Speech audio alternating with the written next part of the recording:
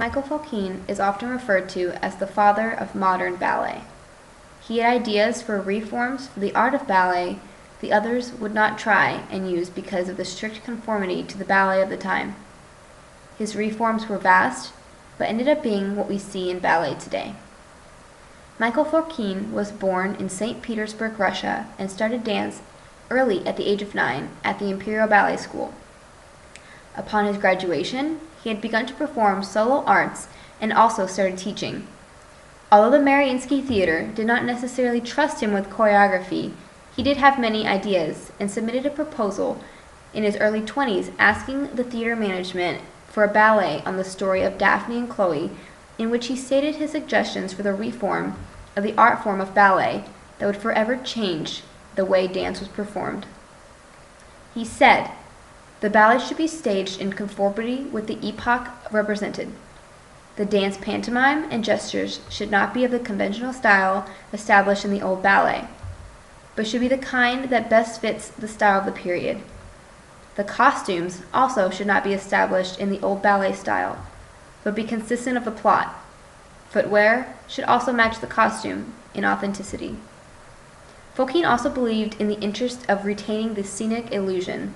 The action must not be interrupted with the applause.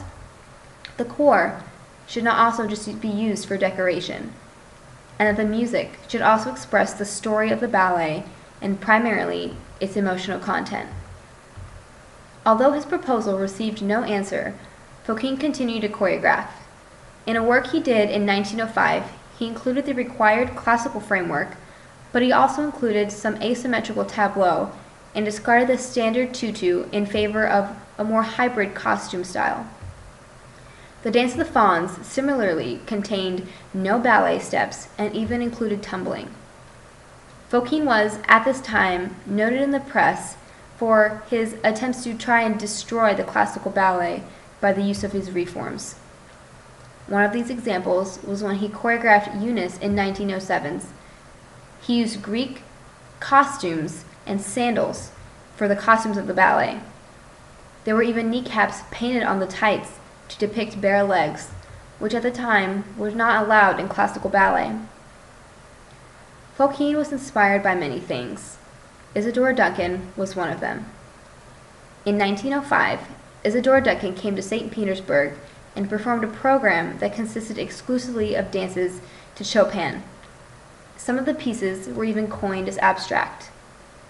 There was no question that her performance influenced Fokine because her use of a natural movement and her actions and thoughts cut across many of the conventions of the time. It seemed, though, that he was particularly influenced and intrigued by her arms. This probably led him to his choreographic ideas when he choreographed The Swan for Anna Pavlova. Anna was a supporter of Fokine's reforms and demonstrated independence that broke her from her institutionalized background. Within 2 years of Fokine seeing Isadora dance for the first time, he also began a ballet to Chopin's music that had no plot and no theme, an idea to the classical ballet world that did not sit well with many. It was called Les Sylphides.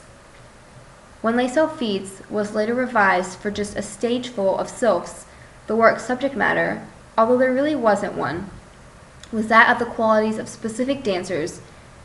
It was also about the adaptability of the classic dance vocabulary toward a new end. This was the beginning of a concept of dance that would soon be the future of the 20th century in dance and also be used by great ballet masters such as Tharp, Cunningham, and Balanchine. Balanchine once said that Petipa had everything figured out along straight lines, but Fokine had invented curved lines. Fokine's work also attracted the eyes of Sir Master Diaghilev.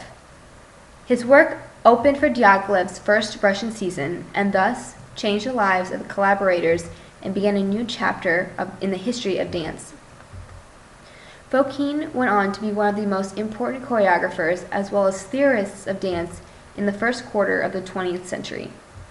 His reforms in the ballet was put together went against everything that was being done at the time, but he was able to break through those boundaries and open a new door for dance. His prophecy was long-lasting and also affected art as a whole. His ability to reform his own art inspired other artists to do the same.